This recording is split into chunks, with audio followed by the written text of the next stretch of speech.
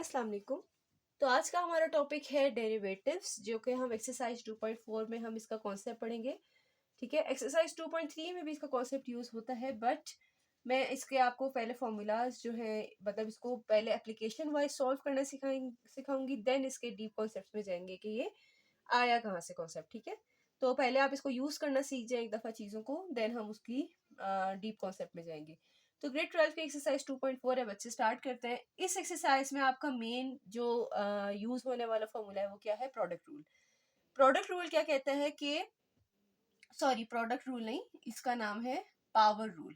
ठीक है, power rule हमारे पास क्या कहता है डेरिवेटिव का, कि अगर y कोई फंक्शन x की किसी पावर में लिखा हुआ है, मतलब x की पावर n या x की पावर 2 या x की पावर 3, x की पावर 4, मतलब कोई भी पावर है x की, तो y अगर ऐसा फंक्शन है जिसमें x की कोई ना कोई पावर आ रही है, तो डेरिवेटिव कैसे लेते हैं? डेरिवेटिव बच्चे आप d बाई डी एक्स से भी शो करते हैं। ठीक है, किसका ले रहे हैं आप? y का, तो dy बाई डी एक्स से भी शो करते हैं, y के ऊपर डैश लगा के भी शो करते हैं, और y क्योंकि बिकॉज आप कहेंगे y एफ ऑफ एक्स के बराबर होता है, तो एफ डैश ऑफ एक्स से भी शो किया जाता है। ये सारे इसके नाम है, बस काम एक ही है। ठीक है, मतलब अगर आपको वो क्वेश्चन में कहेंगे आप d y by d x find करें, इसका मतलब भी यही है कि आप y के ऊपर डैश अगर लगाएंगे ना, यहाँ से y के ऊपर अगर डैश लगाएंगे, इसका मतलब भी यही है कि आपने D by d x find करना है। किसका? x की पावर n का। ठीक है, और इसी तरह से y क्या होता है? एफ ऑफ एक्स के बराबर होता है। ठीक है, तो हमारे पास एफ डैश ऑफ एक्स भी किसके बराबर है? D by d x of y का फंक्शन क्या है? x की पावर n। ठीक है, सो हमारे पास बेसिकली ये सिर्फ नाम है, इनका काम एक ही है कि इसका आंसर क्या होगा। ठीक है, तो आप एक चीज मैं आपको शॉर्टली बता देती हूँ कि पावर रूल का रूल क्या है बेसिकली, कि अगर x की कोई पावर n है, तो वो जो n पावर है वो स्टार्टिंग में आ जाती है। ठीक है, और जो x की टोटल पावर है ना, उसमें से एक माइनस हो जाता है। इसका आंसर इसके बराबर है। ठीक है, मैं एक बार फिर रिपीट कर देती हूँ इसको, with the help of example repeat करूंगी। ठीक है, अगर आपके पास x की पावर 4 है, फॉर एग्जांपल y हमारे पास क्या है? x की पावर 4 है, और मैंने क्या निकालना है? dy by dx। इसका मतलब क्या है कि मैं d बाई डी एक्स निकाल रही हूँ, किसका? x की पावर 4 का। ठीक है, ये आप स्टेप लिख सकते हैं, मैं सिर्फ समझाने के लिए लिख रही हूँ, और इसके बाद जो स्टेप होने वाला है वो आप डायरेक्ट भी कर सकते हैं जब आपकी प्रैक्टिस हो जाएगी। ठीक है, तो इसका आंसर क्या आएगा? 4 स्टार्टिंग में, पावर नीचे, और x की पावर में से एक कम।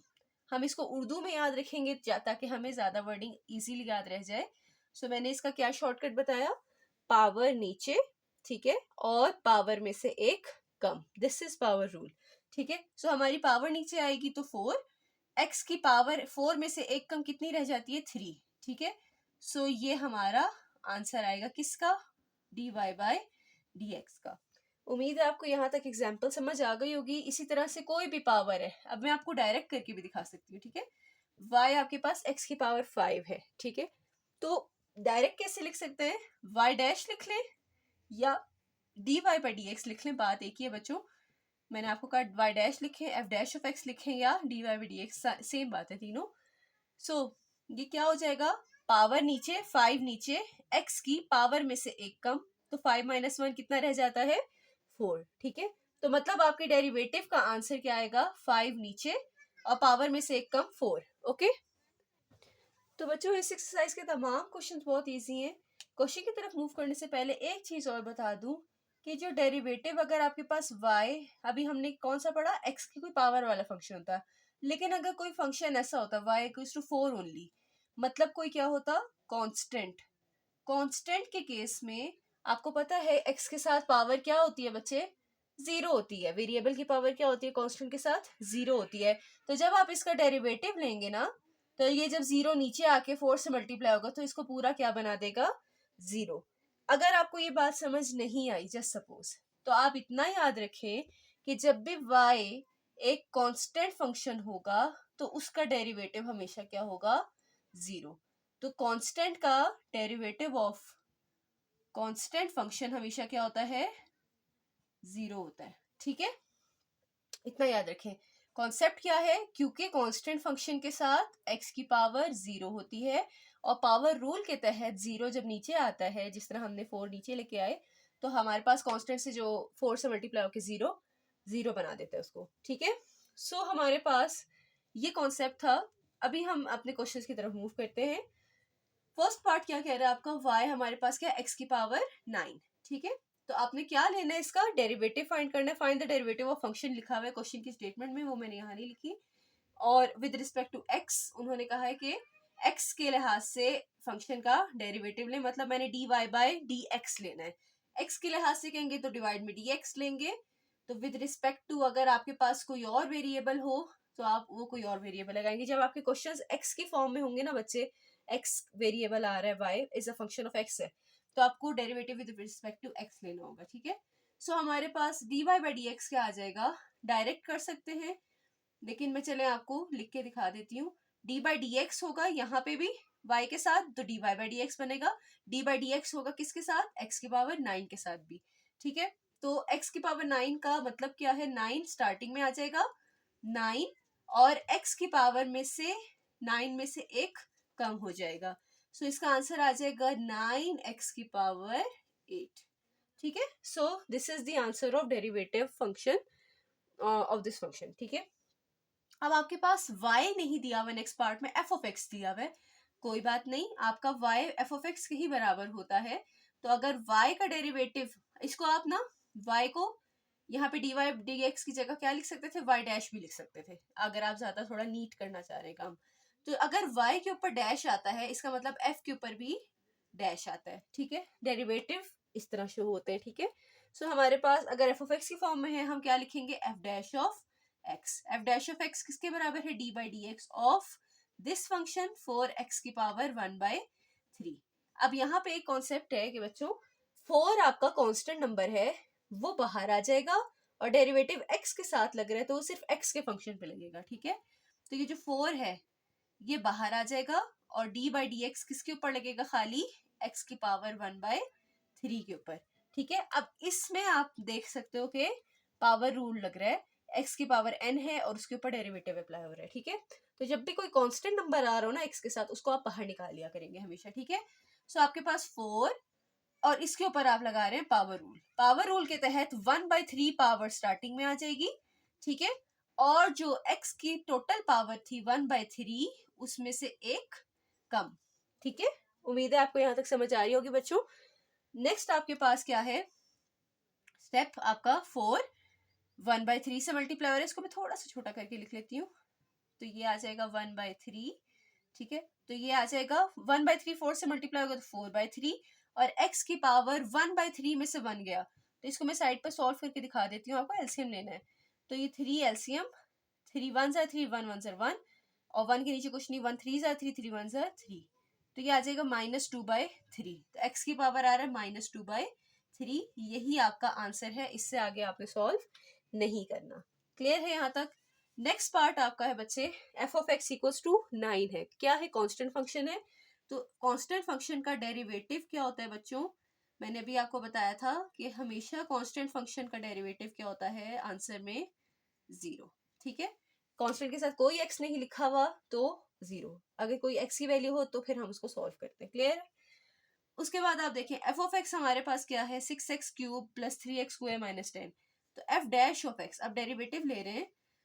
अब मैं ना जो 6 है ना उसको बाहर रखूंगी, और डेरिवेटिव मैंने किसका लेना है, x का। तो मैं इसको लिख सकती हूँ 6 d by d x of x cube plus 3 बाहर d बाई डी एक्स ले रहे हैं हम किसका, एक्स स्क्वायर का, मतलब हम x की टर्म्स के साथ d बाई डी एक्स लिखेंगे, अगर कोई कांस्टेंट है तो उसको बाहर रखेंगे, ठीक है।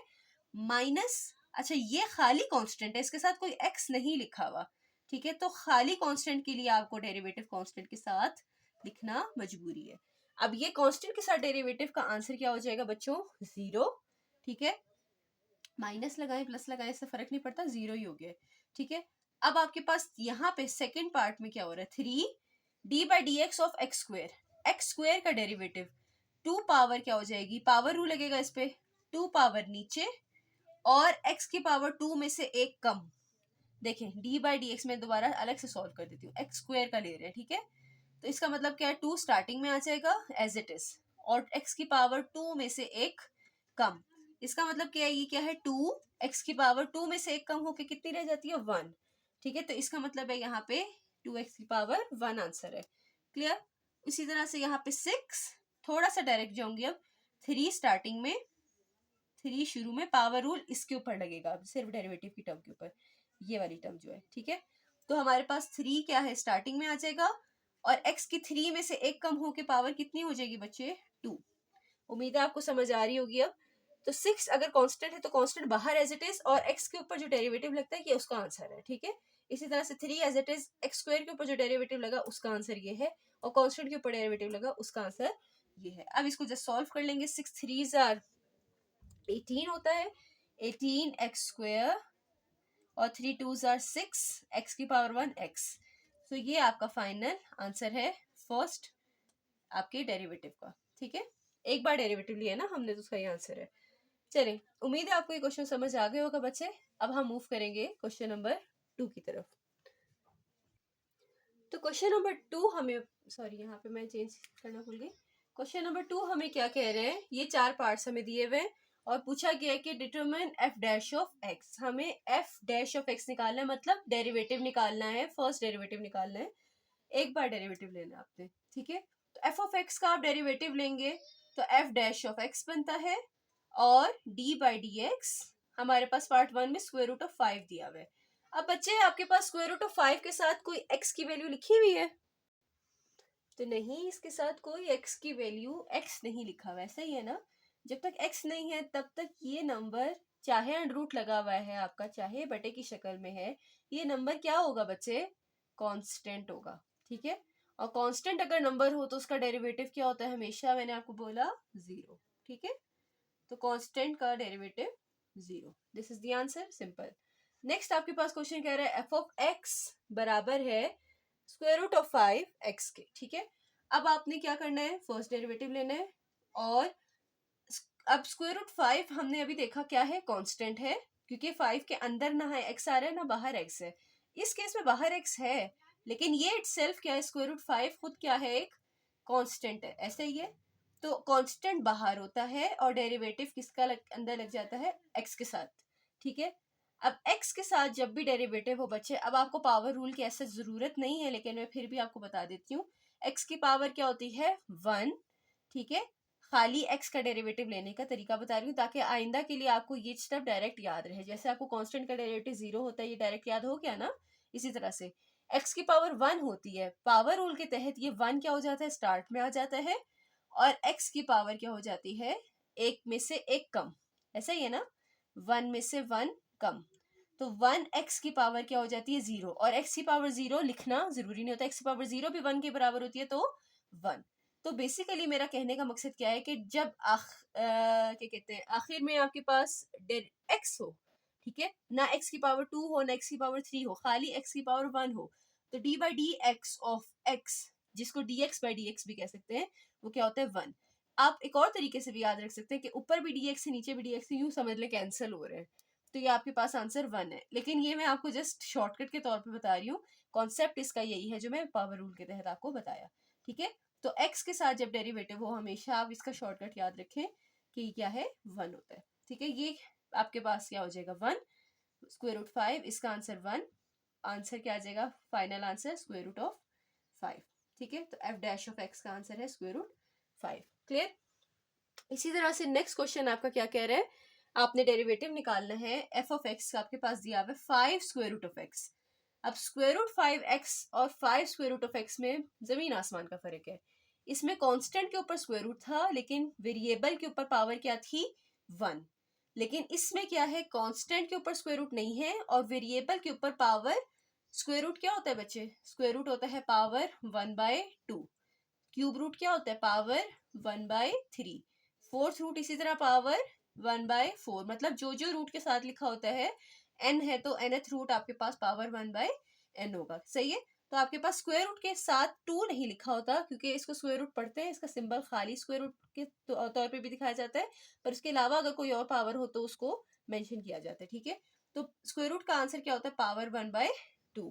तो बेसिकली आपके पास 5 के ऊपर स्क्वायर रूट नहीं है, बट इसके ऊपर स्क्वायर रूट का मतलब ये है पावर 1 नहीं है, बल्कि पावर क्या है 1/2, और इसी के तहत आपको क्वेश्चन को सॉल्व करना होगा। ठीक है, तो मैं ये एक्स्ट्रा काम मिटा देती हूँ। ठीक है, सो हमारे पास इसका आपने क्या लेना है, डेरिवेटिव। एफ ऑफ एक्स आपके पास मैंने दोबारा से ये लिखा, अब मैं आपका टेकिंग डेरिवेटिव करने लगे।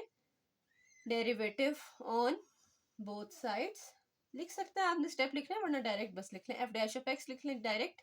तो ये 5 कांस्टेंट बाहर, और डी बाई डी एक्स किसके साथ लगेगा, एक्स की वैल्यू के साथ, जो कि क्या है 1/2। ठीक है, तो ये आ जाएगा 5, पावर आपकी फिर से पावर रूल इसके ऊपर लगेगा। ठीक है, सो पावर रूल के तहत आपके अंदर टर्म क्या बन जाएगी, पावर 1/2 नीचे और एक्स की पावर में से एक कम।